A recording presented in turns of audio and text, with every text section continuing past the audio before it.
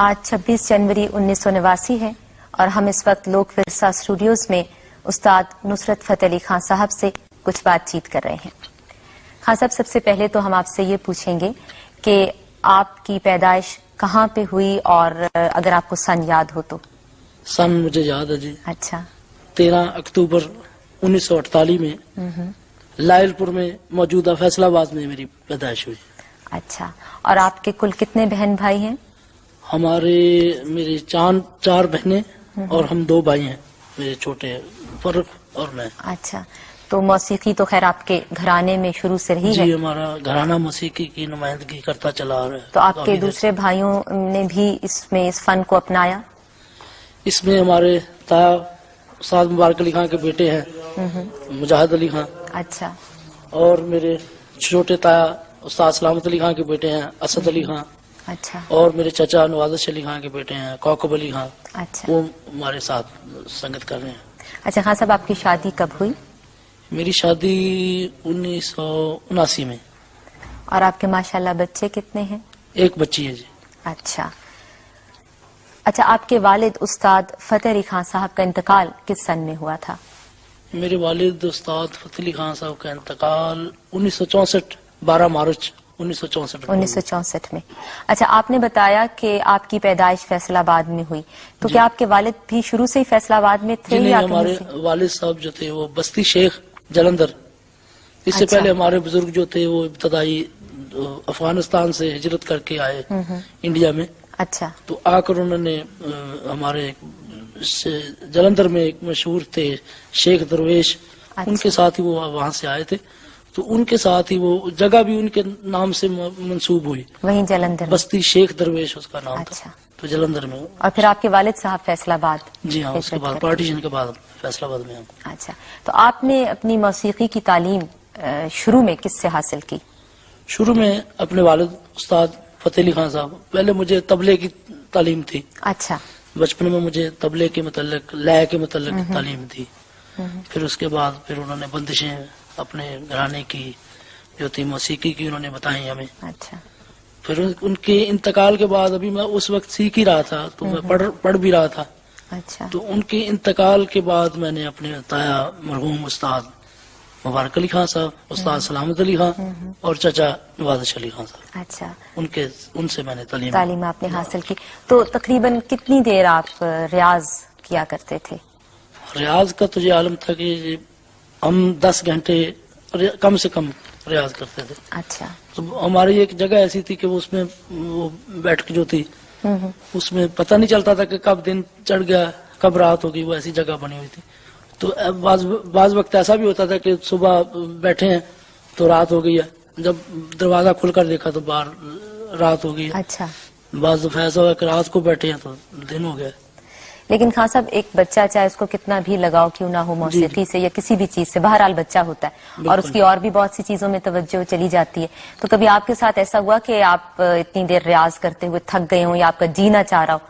تو بعض دفعہ پہلے شروع میں جب مجھے بتایا انہوں نے جی، تو بعض دفعہ وہ کچھ مٹھائی وغیرہ کا لالچ دے کے انہوں نے مجھے شروع کروایا۔ اچھا، بعض دفعہ ایسا ہوتا تھا کہ میں سو جاتا تھا، میں ضد کرنے لگ گیا، تو انہوں نے مجھے جگا کر کہا کہ یہ بیٹے لو مٹھائی کھاؤ اور یہ چیز یاد کرو، یہ یعنی مٹھائی تو کھلائی، کبھی ڈانٹ وغیرہ بھی؟ بہت ڈانٹ پڑی جی۔ بعض دفعہ ایسا ہو گیا کہ میں سو گیا، یاد نہیں کیا، انہوں نے مارا بھی اور ڈانٹ بھی تھی۔ یعنی ہر طرح کی چیز جو ہے وہ آپ نے جس طرح سے بھی انہوں نے سکھانے کی کوشش کی کہ جیسے بھی یہ سیکھ سکے۔ بعض دفعہ ایسا ہوتا تھا کہ جب شروع میں قوالی میں شروع ہوا تو صرف ایک چیز گا کر میں جا کے سو جاتا تھا۔ اچھا، تو باقی وہ تمام رات گاتے رہتے تھے میرے تایا۔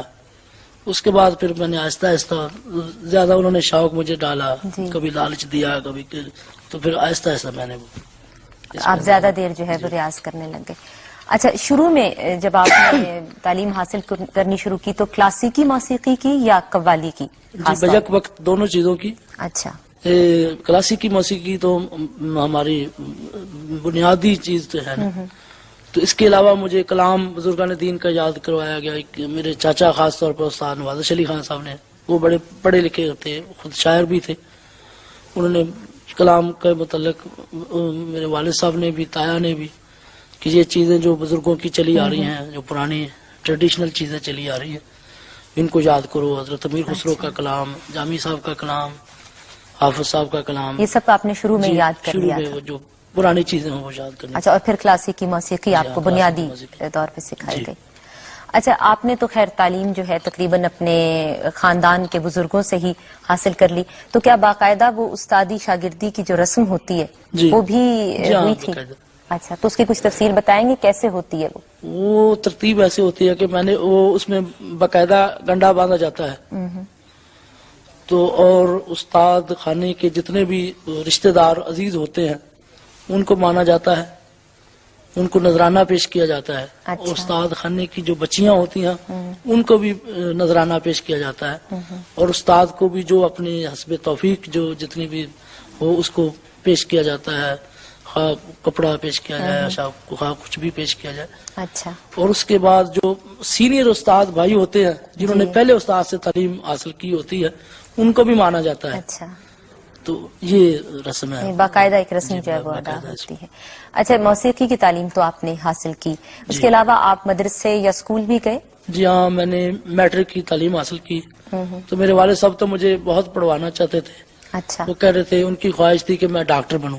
اچھا. اس کام کو میں شوقیہ طور پر کروں. اچھا. تعلیم ان کا مقصد یہ تھا کلاسیکل موسیقی کی تعلیم دینے کا کہ میں اس کو شوقیہ طور پر سیکھوں، تو وہ چاہتے تھے کہ میں ڈاکٹر بنوں. اچھا. مگر ان کے انتقال کے بعد مجھے فوراً اس کام میں حصہ لینا پڑ گیا. میرے تایا نے مجھے مجبور کر کے، میری بہنیں، میری ماں والدہ نہیں چاہتی تھی کہ میں یہ کام کروں.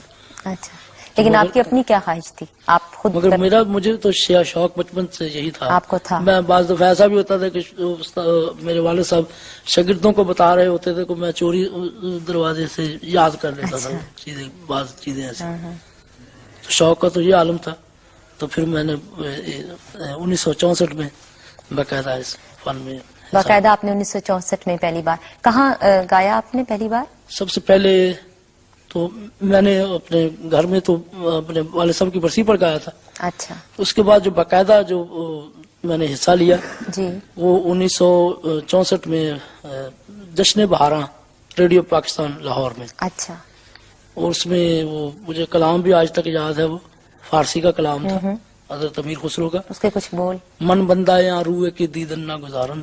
اچھا. آپ کی عمر اس وقت کیا تھی؟ میری عمر اس وقت تقریباً 15 سال. اچھا، تو کافی کم عمر ہی تھے آپ. تو کیسا آپ کو محسوس ہوا ایک بڑی محفل میں؟ اور مجھے بڑی خوشی محسوس ہوئی کیونکہ اس میں اس وقت کے بہت بڑے گائک، اس زمانے کے استادان فن اس محفل میں حصہ لے رہے تھے. ملکہ موسیقی روشنارا بیگم، استاد چھوٹے غلام علی خان، استاد امید علی خان صاحب، اچھا، استاد سلامت علی خان صاحب، نزاکت علی خان صاحب، استاد فتح علی خان، امانت علی خان، غلام حسن شگن، استاد غلام حسن شگن، اور اس کے بعد فریدہ خانم، مہدی حسن، جو بڑے سینئر لوگ تھے. اس پروگرام میں حصہ لیا تو مجھے پہلی دفعہ اس پروگرام میں پرفارمنس میں نے کی. تو سب نے، کیونکہ اس وقت نیا نیا میرے والد صاحب کا انتقال ہوا تھا، تو وہ لوگوں کو بڑے وہ دیکھتے تھے کہ یہ اب پارٹی کا جو کیا وہ معیار وہ نہیں رہا. تو جب میری پرفارمنس انہوں نے دیکھی تو میرے تایا کو انہوں نے مبارکباد دی کہ اللہ تعالیٰ اس بچے کو بہت، یہ اس میں خوبی موجود ہے، تو یہ اللہ کی مہربانی سے اس میں بات نظر آ رہی ہے، یہ آگے نکلے گا. مبارکباد دی انہوں نے. اچھا، آپ ویسے کون کون سی زبانوں میں کلام گا لیتے ہیں؟ ہم اردو، پنجابی، فارسی، سرائکی اور عربی، ہندی پوربی. اچھا. اچھا خان صاحب، اب اپنے گھرانے کے بارے میں، موسیقی کا گھرانہ جس سے آپ کا تعلق ہے اس کے بارے میں کچھ فرمائیے کہ کس گھرانے سے خاص طور پہ آپ کا تعلق ہے؟ ہمارا گھرانہ دھربت کا چلا آ رہا ہے تقریباً 500 سال سے. ہمارے بزرگ استاد صاحب داد خالق داد خان، انہوں نے باقاعدہ دھربت کا گانا اختیار کیا. ہمارا اس گھرانے کا تعلق جو ہے وہ ڈاگر خاندان، استاد برہم خان جی کے خاندان سے، سینیوں سے ہوتا ہے. اچھا. دھربت کا. اور کچھ ہمارے بزرگوں نے خیال کی گائکی اپنا قوال بچوں کے گھرانے سے اچھا شاگردی کی، اور خیال کی گائکی جو ہے وہ ہمارے اس طرف سے. اچھا جی، تو آپ کیا سمجھتے ہیں کہ آپ کے گھرانے کے گائکوں کا جو ایک مخصوص اور منفرد انداز ہے اس کی کیا وجہ ہے؟ ہمارے خاص جو آپ قوالی میں تو ہمارے جو ہے نا وہ اس تلفظ، گرا، تضمین، بول بانٹ، لے کاری، ان چیزوں کا خیال رکھا جاتا ہے. راگ کی صحیح خوانی کا خیال رکھا جاتا ہے. اگر کوئی دھن کسی راگ میں شروع ہوئی ہے تو اس راگ کی صحیح خوانی کا، آروہی امروہی کا خیال رکھا جاتا ہے. اگر کسی مشر میل ٹھاٹ میں چیز دھن شروع ہوئی ہے تو اس ٹھاٹ میں جتنے بھی راگ، جتنے اس کے نزدیک کے راگ ہیں، ان کو ہم اس میں شامل کر کے تو گایا جاتا ہے. اچھا، تو یہ خاص طور پر ہمارے بزرگوں کی اور ہمارے گھرانے کی، کہ آپ جو ہے راگ کو اس میں شامل کر کے. جی ہاں، یہ چیزیں، یہ بنیادی چیزیں ہیں، یہ ان کو ہم بہت زیادہ اس کا خیال رکھتے ہیں، لے کاری کا، بول بانٹ کا. تو آج کل آپ ذاتی طور پہ راگ اور قوالی میں سے کس کو زیادہ ترجیح دیتے ہیں؟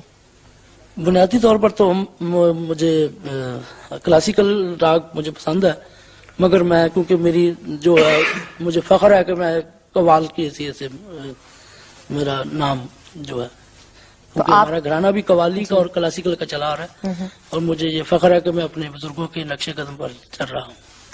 لیکن ویسے اگر آپ کو یہ ایک دیا جائے کہ جی آپ یا تو راگ گائیے اور یا قوالی گائیے، تو آپ کسے چننا پسند کریں گے دونوں میں سے؟ وہ تو میں نے چنا ہوا ہے کہ میں نے قوالی کو زیادہ ترجیح اچھا، دے رہا چنا ہوں. ہوا ہے. مگر وہ اس کے بغیر ہماری قوالی میں بھی وہی نظر آئے گا آپ کو. یعنی یہی تو آپ کی انفرادیت ہے یہ کہ ہماری آپ، انفرادیت یہی ہے کہ ہم راگ کو ہم نہیں چھوڑتے، کلاسیکل کو ہم کبھی نہیں چھوڑتے. اچھا خان صاحب، ایک ہماری معلومات کے لیے آپ یہ بتائیے کہ قول اور ترانہ کیا ہے؟ قول حضرت امیر خسرو کی ایجاد ہے، ترانہ بھی ان کی ایجاد ہے. قول کے جو بول ہوتے ہیں، مثلا بندشیں ہیں، قال رسول مدینہ العلم علی بابھا، یہ ایسے بول جو حدیثوں کو، اچھا، ان کی بندش راگوں میں اور تالوں میں جو کی ہے اس کو قول کہا جاتا ہے. اچھا. اور جو قول تھے ہیں اس کے باقاعدہ 3-4 تالوں میں اس کا ہوتا ہے، تو وہ تال بدلتے رہتے ہیں، راگ کی شکل جو ہے وہ بدل جاتی ہے، تو ان کو مرکب کو بنا کر ایک قول بنایا جاتا ہے. اچھا، تو جیسے ترانہ جو ہے اس میں بول جو ہوتے ہیں دو تان اوم در در توم، یہ حضرت امیر خسرو کی ایجاد ہے. اس میں فارسی کے بول انہوں نے شامل کیے.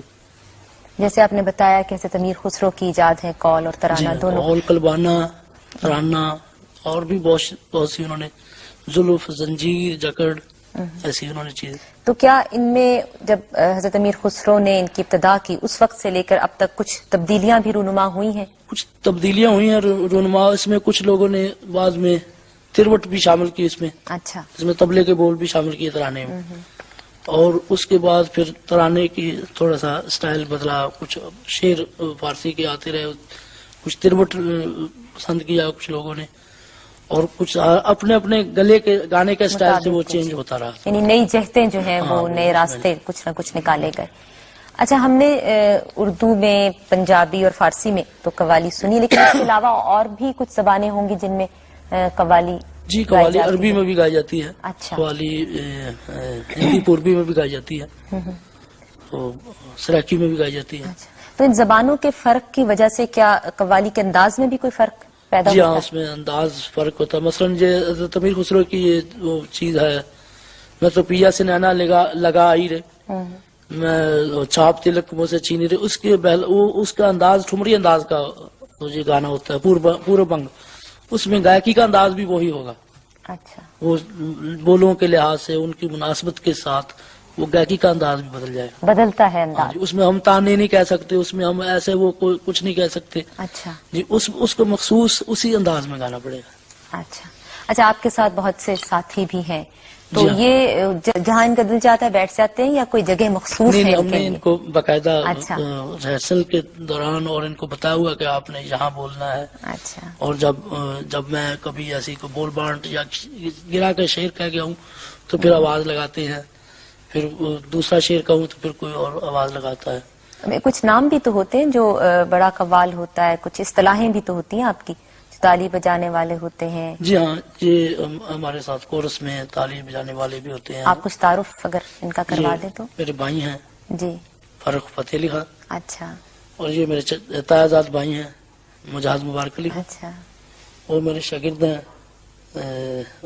رحمت علی، اچھا اور وہ ہیں ہمارے والد صاحب کے ماننے والے ہیں استاد اپنا مبارک علی. اچھا تو یہ ہے میرے تائیداد بھائی اچھا اسد علی، اور یہ ہے میرا شاگرد الیاس، یہ ہے خالد، وہ نفیس، اچھا وہ بابر علی، وہ ہیں کوکب علی میرے چچا زاد بھائی، اور یہ ہیں میرے طبلہ نواز جو کافی دیر سے ہمارے ساتھ، یہ استاد اللہ رکھا خان کے شاگرد ہیں اور بڑی دیر سے ہمارے ساتھ یہ سنگت کر رہے ہیں. اچھا. دلدار حسین. اچھا اچھا خان صاحب، آپ کو جو منفرد مقام حاصل ہے بر صغیر میں قوالی گانے میں، اس کی کوئی خاص وجہ آپ سمجھتے ہیں؟ میرے خیال میں تو یہی وجہ ہے کہ ہمارا سٹائل جو ہے دوسروں سے الگ اسی وجہ سے ہے کہ ہم کلاسیکی موسیقی کو زیادہ ترجیح دیتے ہیں، اور ہماری بنیادی جو ہے اس کو ہم جو اس میں ہونا چاہیے قوالی میں تضمین، بول بانٹ، لے کاری، ان سب چیزوں کو تکرار، تو اس کا ہم خیال رکھتے ہیں. تو اسی وجہ سے ہماری یہ آپ کو مقبولیت مخصوص مقام حاصل ہے. جی. اچھا، آپ نے تو جوڑی کی صورت میں بھی گایا ہے. ہم جوڑی کی صورت میں کلاسیکل گایا جاتا ہے. کلاسیکل ہم جی. میں اور فرق علی، اچھا میرے بھائی، ہم برسی پر ہمارے ہر سال برسی منائی جاتی ہے. اچھا استاد فتح علی خان مبارک علی خان کی ہم جب سے منائی جاتی ہے اس میں حصہ لیتے ہیں ہم. اچھا یہ دونوں بھائی کلاسیکل. اس کے علاوہ ہم فرانس میں گئے ہیں. ہمیں اسی سال میں، پچھلے سال میں یہ ایک طائفہ گیا ہوا تھا یہاں سے، اچھا جس میں اور بھی قوال تھے اور آرٹسٹ تھے. غلام علی صاحب تھے اور دوسرے بٹانے خان تھے، غلام فرید صاحب بھی تھے، اور ہم کو یہاں سے کلاسیکل کے لیے بلایا گیا. اچھا اچھا تو ہم نے وہاں پرفارمنس کی، اور بلکہ اتنی مقبول ہماری پرفارمنس ہوئی کہ صبح 5 بجے ہمارا وقت تھا. اچھا تو سبھی لوگ گا چکے تھے، تو ہم نے تھوڑا سا ہم نے کہا مختصر گائیں گے ہم. تو 15 منٹ کی ہم نے پرفارمنس پیش کی، مگر وہ ان کو اتنی اچھی لگی کہ انہوں نے ہمیں 3 دفعہ بلا کر سنا. اچھا. ویسے آپ نے کچھ استادوں کے ساتھ بھی تو جوڑی کی صورت میں گایا ہے؟ استادوں کے ساتھ صرف اپنے استاد مبارک علی خان کے اچھا، ساتھ. ان کے ساتھ گایا. ویسے کیا اچھا لگتا ہے آپ کو، اکیلے گانا اچھا لگتا ہے یا جوڑی کی صورت میں؟ نہیں، جوڑی کی صورت میں تو اچھا لگتا ہے گانا، مگر وہ کیونکہ میری پہچان جو ہے قوال کی حیثیت سے ہے، تو میں قوالی آپ اس پہچان کو قائم رکھنا چاہتے ہیں. اچھا، آپ یہ جو گانے کے لیے کلام پسند کرتے ہیں، تو آپ کے کچھ مخصوص پسندیدہ شعراء بھی ہوں گے؟ جی ہاں، پسندیدہ شعراء میں پرانے جو قدیم شعراء ہیں جی. ان میں مولانا جامی رحمۃ اللہ علیہ، حضرت امیر خسرو، حافظ شیرازی، شیخ سعدی رحمۃ اللہ علیہ، اور اردو میں پرانے مرزا غالب، استاد داغ دہلوی، اچھا، استاد قمر جلالوی، علامہ اقبال، یعنی بہت سے شعراء جو ہیں وہ آپ. اور اس کے علاوہ ہمارے پنجابی میں حضرت باب اللہ شاہ، حضرت میاں محمد بخش، خواجہ غلام فرید، اور اس کے علاوہ ہمارے پنجابی کے جو موجودہ شعراء ہیں ان میں سائم چشتی، حافظ محمد سائم، بری نظامی، اچھا. رفیق پاشا، یہ آج کل کے ہم شاعر جو. ہاں صاحب، آپ کے پیر و مرشد کون ہیں؟ ہمارے پیر و مرشد جناب جن سے ہمارا روحانی تعلق ہے وہ حضرت خواجہ محمد دیوان چشتی صابری، ان سے ہمارا روحانی تعلق ہے. ہمارے خاندان کے اکثر لوگ، ہمارے بزرگ بھی ان کی بیعت تھے، ہم بھی سب، ہمارا خاندان. یہ ہندوستان میں ایک جگہ ہے ہوشیارپور میں، یہ دسوا کے قریب، تھلا شریف اس کو کہتے ہیں، تو وہاں ان کا مزار بھی ہے. تو ان کے سلسلے میں ہمارا جو ہے روحانی بیعت جو ہے وہ ان سے ہے. اچھا، بہت سے صوفی شعراء کے مزاروں پر منعقد ہوتی ہیں قوالی کی محفلیں، تو آپ کن کن مزاروں پر گئے ہیں اور کہاں کہاں آپ نے یہ محفلیں منعقد کی ہیں؟ محفلیں تو ہماری بہت ہوئی ہیں. ہندوستان میں ہمارا اتفاق ہوا ہے حضرت خواجہ معین الدین چشتی کے دربار پر جانے کا. وہ بھی اس میں بھی تھوڑا سا میں واقعہ اس میں سناتا ہوں آپ کو. ایک مجھے جب میں گا نہیں رہا تھا تو مجھے ایک خواب آیا تھا. اچھا. جس میں میں نے ایک مزار کی زیارت کی خواب میں.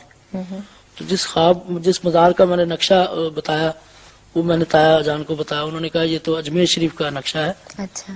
تو مجھے بڑی بچپن سے یہ خواہش تھی کہ میں اس مزار پر جا کر حاضری دوں. جب ہم ہندوستان گئے 1980 میں تو وہی نقشہ تھا, اسی دربار اسی جگہ پر بیٹھ کر میں نے حاضری کی. اور خواب آپ نے کب دیکھا تھا, کتنے چھوٹے تھے؟ جب میرے والد صاحب انتقال ہوا. اچھا. اس کے بعد میں نے خواب دیکھا. تو وہاں حاضری کی جو جگہ میں نے خواب کے دوران دیکھی تھی.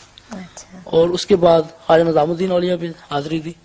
اور پاکستان میں ہمارا افتتاح کی محفل ہم سے ہوتی ہے حضرت دادا گنج بخش کے مزار پر, اور اس کے بعد بابا فرید الدین چشتی کے مزار پر پگڑی بردار قوالوں میں ہمارا نام ہے. اور اس کے علاوہ بہت سی درگاہیں ہیں, تونسا شریف, چشتیاں شریف, مہار شریف, سیال شریف, گولڈا شریف, سبھی درگاہوں پر حاضری کا موقع ملا ہے. ایک روایت یہ بھی ہے جی کہ قوالی کے دوران کچھ ایسا تاثر قائم ہوتا ہے کہ وجدانی کیفیت طاری ہو جاتی ہے, گانے والے پر بھی اور سننے والوں پر بھی. آپ کے ساتھ کبھی یہ واقعہ؟ ہاں جی, اکثر بعض دفعہ ایسا بھی ہوتا ہے کہ میں اپنے جب بعض وقت ایسی کیفیت ہوتی ہے کہ ہم اپنے فن میں ڈوبے ہوئے ہوتے ہیں, اندر سے جو بات نکلتی ہے, وہ جو علامہ اقبال کا شعر ہے, دل سے جو بات نکلتی ہے اثر رکھتی ہے. جو جب ہم اپنے فن میں ڈوب کر کوئی چیز پیش کرتے ہیں تو اس کا سامعین پر اثر ہوتا ہے. بعض دفعہ ایسا ہے کہ کسی بزرگ کے کلام پر بڑے بڑے بزرگوں کو دیکھا ہے, کیف ہو گیا, وجد ہو گیا, ساری محفل رو رہی ہے, اور اس وقت ہمیں بھی ہماری بھی وجدانی کیفیت. کوئی واقعہ آپ کو یاد ہے ایسا کہ سننے والوں پر کوئی خاص طور پر ایسی کیفیت طاری ہوئی ہو کہیں پر؟ یہ پچھلے سال کا واقعہ ہے کہ ہم نے وہ ایک شعر پڑھ رہے تھے, وہ دادا صاحب کو پنجابی کا شعر تھا, دکھ رج رج داتا نو سنائیے میلے نے بچھڑ جانا. تو اس مصرے کا اور اس دھن کا لوگوں پر اتنا اثر ہو گیا, ہم پر بھی اتنا اثر ہو گیا کہ تمام وہ ہزاروں کی تعداد میں مجمع تھا, وہ ہزاروں کی تعداد میں وہ لوگ کھڑے ہو گئے اور ہزاروں قطار رو رہے ہیں, اور ہم بھی کھڑے ہو گئے رو رہے ہیں. تو اتنی کیفیت. ویسے آپ تو بہت سے دوسرے ممالک میں پاکستان سے باہر بھی گئے ہیں. جی ہاں. کہاں کہاں آپ کا جانا ہوا؟ ہم سب سے پہلے انڈیا میں گئے. اچھا. 1980 میں راج کپور کے بیٹے کی شادی پر گئے تھے. اور اس کے بعد پھر ہم متحدہ عرب امارات, سعودی عرب, مصر, پھر اس کے بعد Norway, Denmark, Sweden, England, Holland, Belgium, France اور کینیڈا. یعنی یورپ کے اور اس طرف کے ممالک, تقریباً بہت سے ممالک میں آپ گئے ہیں. تو وہاں پہ کیا لوگ جو ہیں اس فن کو سمجھ لیتے ہیں, تاثر ان پر بھی قائم ہوتا ہے ویسے ہی جیسے یہاں پہ ہوتا ہے؟ بہت اثر ہوتا ہے جی ان کا, بلکہ ہم تو حیران رہ گئے کہ یہ لوگ اتنے شوق سے, ہم جاپان میں بھی ہم گئے ہیں تو اتنا لوگوں نے اتنے شوق سے اور ذوق سے سنا کہ ہم حیران رہ گئے کہ یہ ہماری زبان کو بھی نہیں سمجھ رہے اور مگر سن رہے ہیں اتنے شوق سے. بلکہ جاپان میں تو ایسا ہو گیا کہ ہم نے ان کو بتانے کی کوشش کی کہ ہم یہ کلام پیش کر رہے ہیں فرانس میں اور جاپان میں, مگر انہوں نے کہا کہ آپ ہمیں بتانے کی کوشش نہ کریں, اپنی پرفارمنس جاری رکھیں, ہم بعد میں اس کا ترجمہ کر لیں گے. جاپان والوں نے تو ایسا کیا کہ وہ کمپیوٹر کے ذریعے ایک طرف سے انہوں نے آلے لگائے ہوئے تھے, ایک طرف سے ترجمہ ہو رہا ہے تو ایک طرف سے آواز آ رہی موسیقی. تو ہم بڑے حیران رہ گئے, اور انہوں نے اتنے سکون سے سنا ہے, بلکہ انہوں نے ہمیں سوال کیے. سب سے زیادہ ہمارے فن کو پسند کیا گیا. اس میں دوسرے ملکوں میں گئے ہوئے تھے, ترکی کا, جاپان کا. آپ ایک وہ کوئی فرانس کا واقعہ بھی سنا رہے تھے؟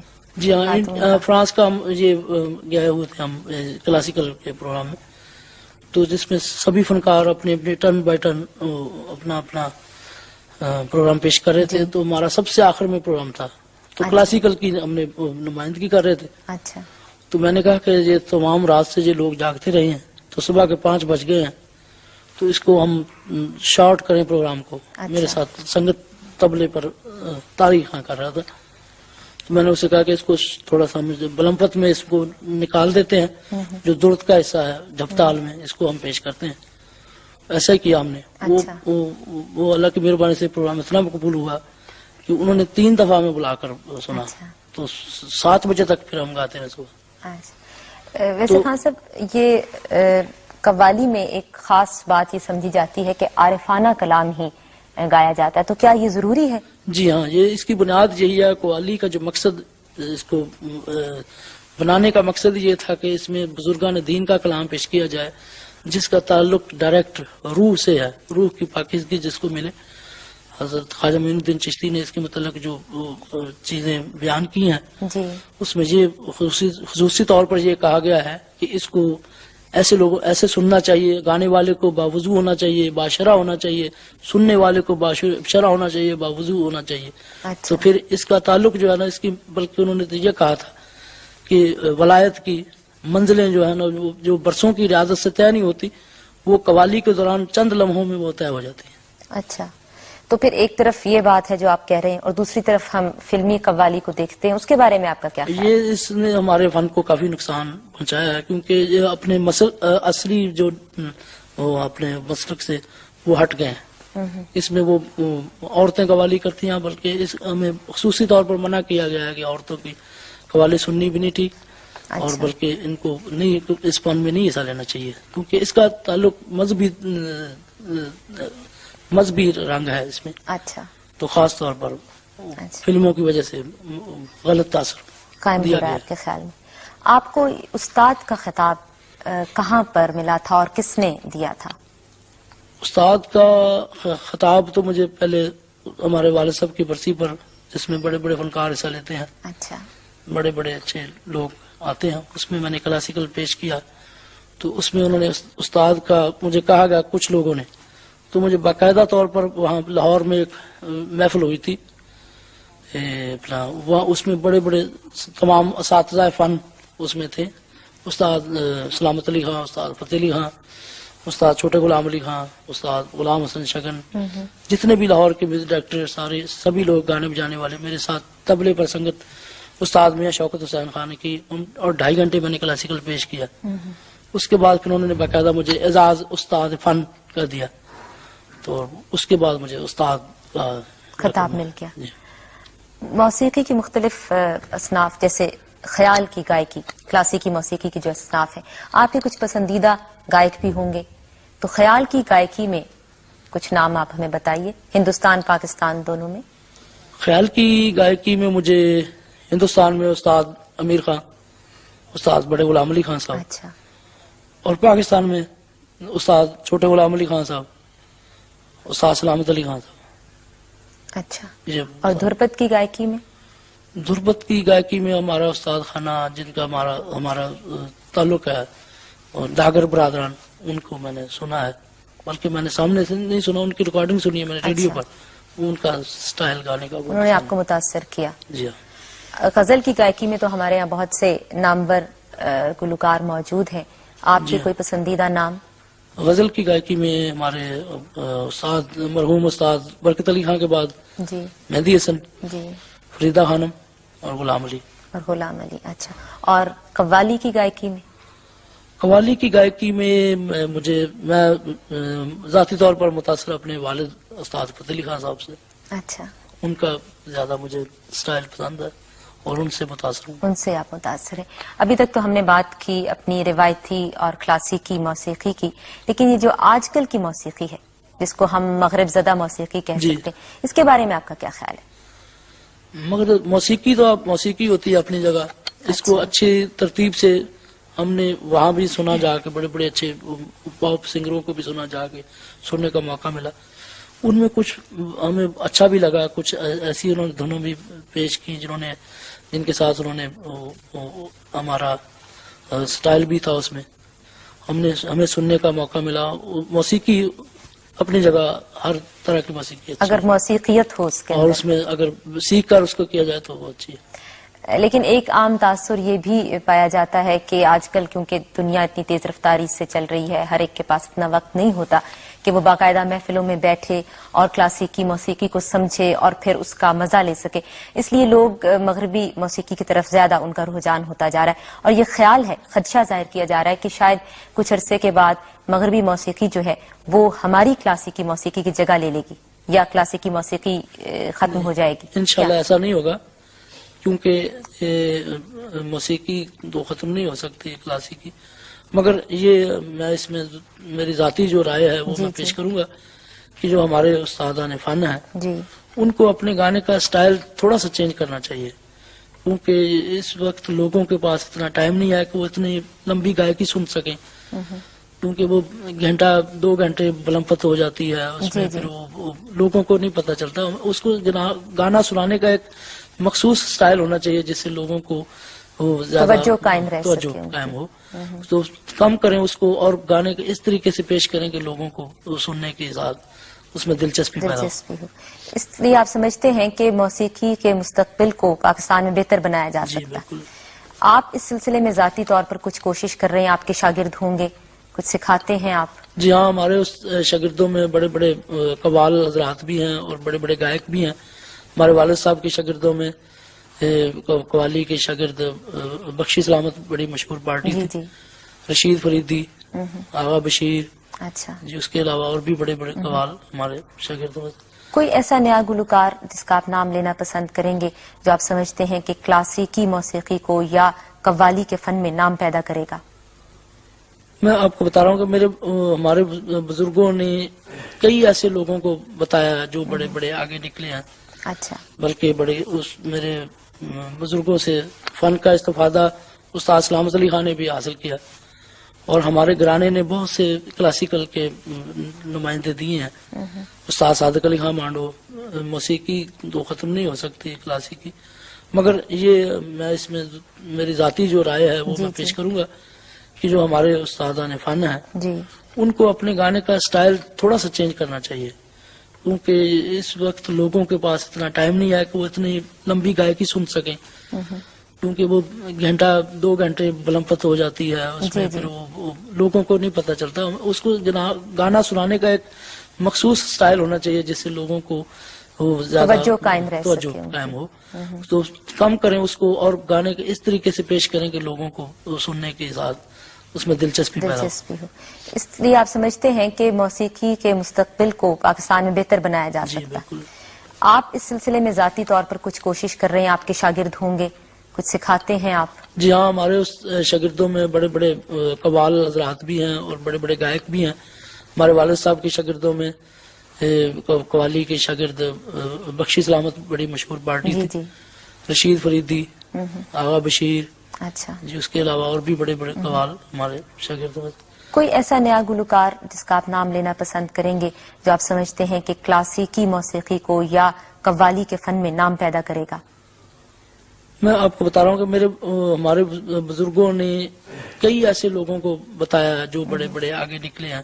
اچھا. بلکہ میرے بزرگوں سے فن کا استفادہ استاد سلامت علی خان نے بھی حاصل کیا، اور ہمارے گھرانے نے بہت سے کلاسیکل کے نمائندے دیے ہیں.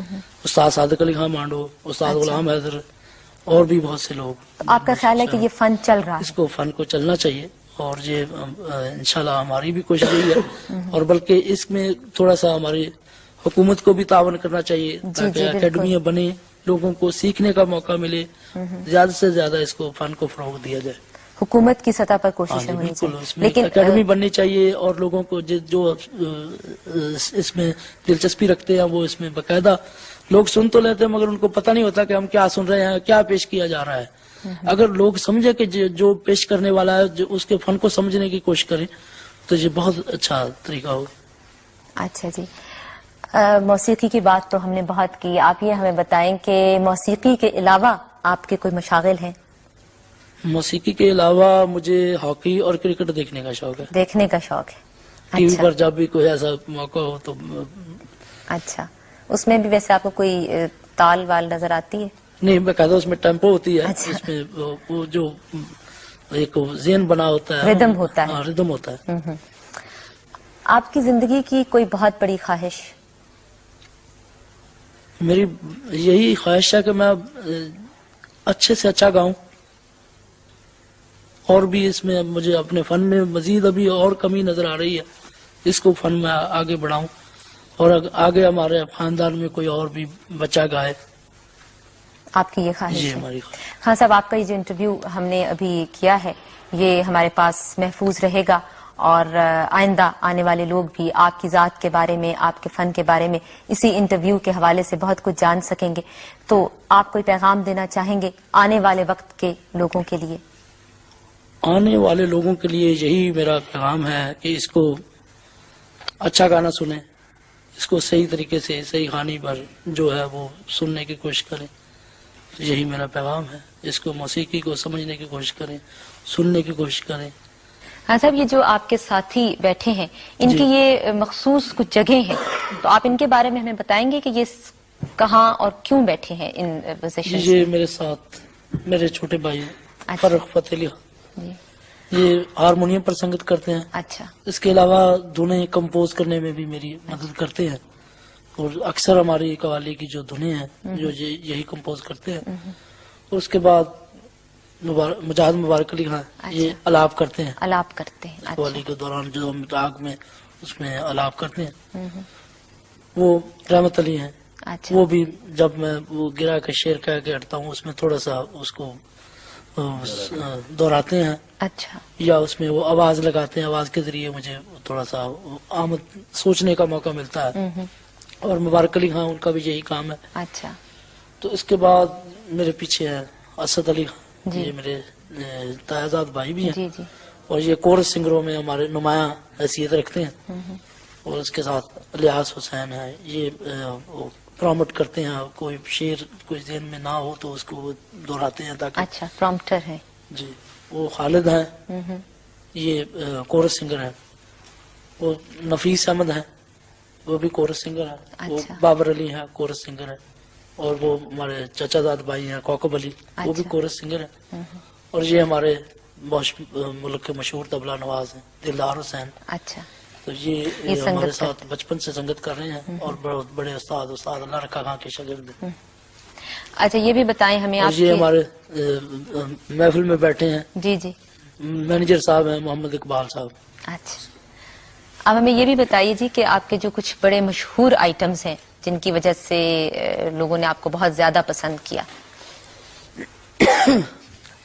کچھ آئٹم ہمارے جو ہیں وہ ای ایم آئی میں ریکارڈنگ ہم نے کی. اچھا. سب سے پہلے وہ ہمارا چھوٹا سا وہ ای پی جس کو کہتے ہیں اس میں ہم نے وہ ریکارڈ کیا تھا نہیں میں جانا جوگی تھا بلے شاہ کی کافی. اچھا. اور دوسری تھی تیرے بچوں رب دستا، یہ مقبول آئٹم ہوئے. اس کے بعد پھر ہم نے